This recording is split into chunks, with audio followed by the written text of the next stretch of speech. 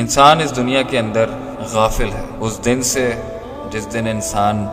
آخرت میں داخل ہو جائے گا، اس جہاں میں چلا جائے گا جہاں وہ اکیلا جائے گا، نہ کوئی ماں باپ، نہ کوئی دوست، کسی قسم کا مال متاع اس کے کام نہیں آئے گا۔ لوگ یہ سمجھتے ہیں کہ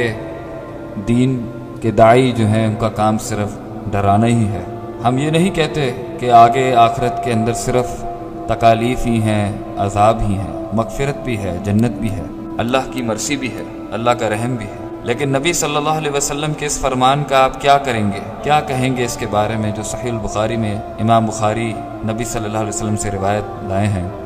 کہ لو تعلمون ما عالم، کہ اگر تم وہ جان لو جو میں جانتا ہوں، لضحکتم قلیلا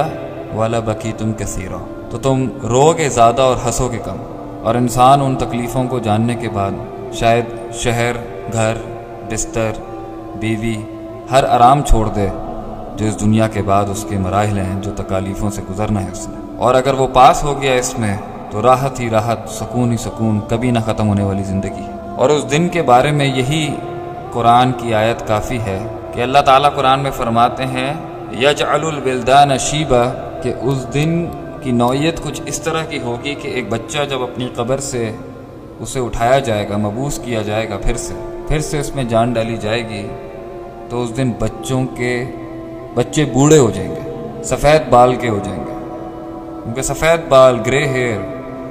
یہ بزرگی کی علامت ہے، اور یہ اس بات کی بھی علامت ہے کہ انسان نے اس دنیا میں بہت تکالیف دیکھی ہوتی ہیں، سٹریس ہوتا ہے، تجربات ہوتے ہیں، ایکسپیرینسز ہوتے ہیں، اور وہ بوڑھا ہوتا ہے،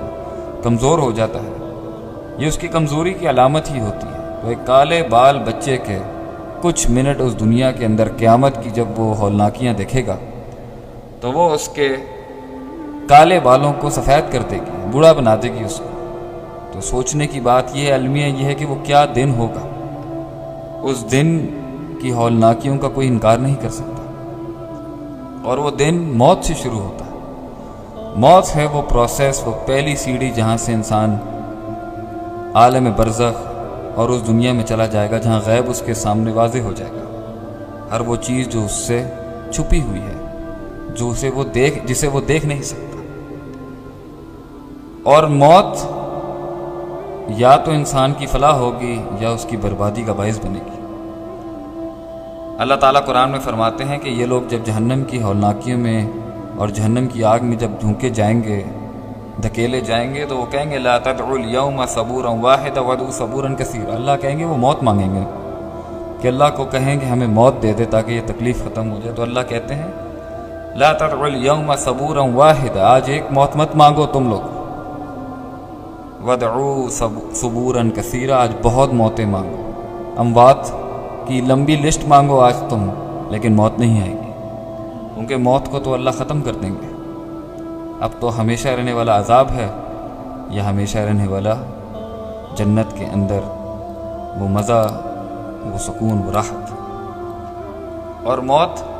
اتنی قریب ہے انسان کے کہ اللہ تعالیٰ فرماتے ہیں قرآن میں لکل امت اجل، ہر قوم کے لیے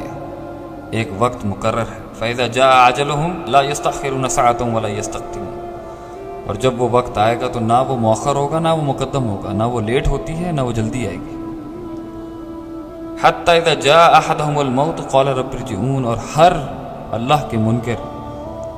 ہر اللہ سے غافل، اللہ کا انکار کرنے والے، اس کے مذہب کے دشمن، جب ان پر موت آتی ہے تو اللہ فرماتے ہیں قال رب ارجعون، تو وہ کہتے ہیں اللہ ہمیں واپس بھیج دے، مگر اب واپسی نہیں ہو سکتی۔ یہی زندگی تھی جو دار العمل ہے، دار الامتحان ہے، اسی کے اندر امتحان ہے، اسی میں ہم نے پرفارم کرنا ہے، آگے تو جزا اور سزا کا دن ہے، یوم الدین ہے، وہ جزا سزا کا دن، یوم الحساب، حساب کتاب کا دن، یوم النشور، جمع کرنے کا دن، یوم القیامہ، قیامت کا دن۔